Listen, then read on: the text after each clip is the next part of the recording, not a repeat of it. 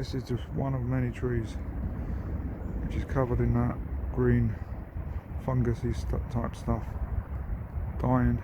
Aluminium, it's killing the roots as well, and all the other toxic heavy metals.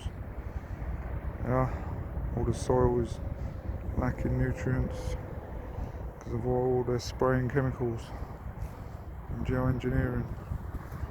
Look, all this is fucking spray. There is no natural stuff out there anymore. They control the whole weather.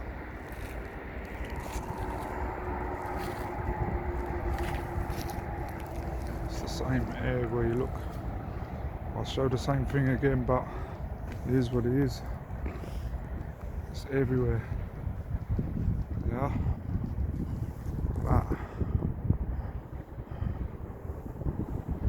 I'm going to go into the woods in a minute, which is quite sad, but I'm going to show you.